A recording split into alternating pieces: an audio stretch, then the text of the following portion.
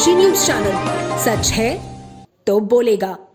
उत्तर प्रदेश सरकार के कैबिनेट मंत्री ओम प्रकाश राजभर ने गाजीपुर दौरे के दौरान समसामयिक राजनीतिक और सामाजिक मुद्दों पर खुलकर अपनी प्रतिक्रिया दी। उन्होंने राहुल गांधी के चीन संबंधी बयान, गंगा घाटों पर गैर हिंदुओं के प्रवेश पर रोक के प्रस्ताव और ईडी की कार्रवाई से जुड़े मामलों पर अपनी स्पष्ट राय रखी है। राहुल गांधी द्वारा चीन को भारत से आगे बताए जाने वाले बयान पर पलटवार करते हुए मंत्री ओम प्रकाश राजभर ने कहा कि यह उनकी नाकामी को दर्शाता है। उन्होंने कहा, राहुल गांधी अपनी विफलता बता रहे हैं। देश में 60 वर्षों तक उनकी सरकार रही। उन्होंने दूसरे देशों को आगे बढ़ाया और अपने देश को पीछे किया। वहीं हर की पैड़ी के अध्यक्ष नितिन गौतम द्वारा गंगा घाटों पर गैर हिंदुओं के प्रवेश पर रोक लगाने संबंधी बयान पर प्रतिक्रिया देते हुए मंत्री राजभर ने इसे व्यक्तिगत मत बताया। उन्होंने कहा कि संविधान इसकी अनुमति नहीं देता। मंदिर, मस्जिद, गिरजाघर और गुरुद्वारे में कोई भी जा सकता है। देश संविधान से चलता है, किसी की व्यक्तिगत सोच से नहीं। उन्होंने स्पष्ट किया, तृणमूल कांग्रेस द्वारा ईडी की छापेमारी पर रोक लगाने के लिए दायर याचिका को कलकत्ता उच्च न्यायालय द्वारा खारिज किए जाने पर भी मंत्री ने अपनी राय रखी। उन्होंने कहा कि ईडी और सीबीआई स्वतंत्र एजेंसियां हैं और राज्य सरकारों को उनके कार्य में सहयोग करना चाहिए। इससे पहले मंत्री ओम प्रकाश राजभर गाजीपुर के कासिमाबाद क्षेत्र अंतर्गत बेलसड़ी गांव पहुंचे, जहां उन्होंने हाल ही में गोली मारकर हत्या किए गए युवक दीपक राजभर के परिजनों से मुलाकात कर शोक संवेदना व्यक्त की।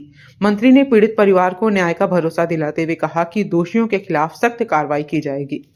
बयान दिए हैं कि चीन जो है भारत से ज्यादा आगे बढ़ गया। नेता प्रतिपक्ष होने के नाते क्या उन्हें इस तरह का बयान देना चाहिए?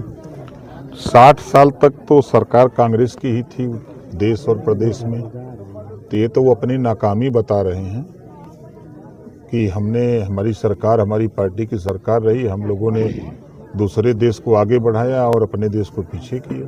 ये तो वही खुद कह रहे हैं।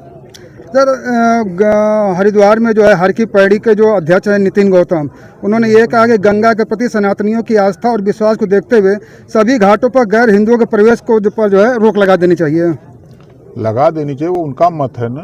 संविधान इस बात की इजाजत नहीं देता। कहीं भी मस्जिद, मंदिर, गिरजा, गुरुद्वारा कहीं भी कोई जा रहा है।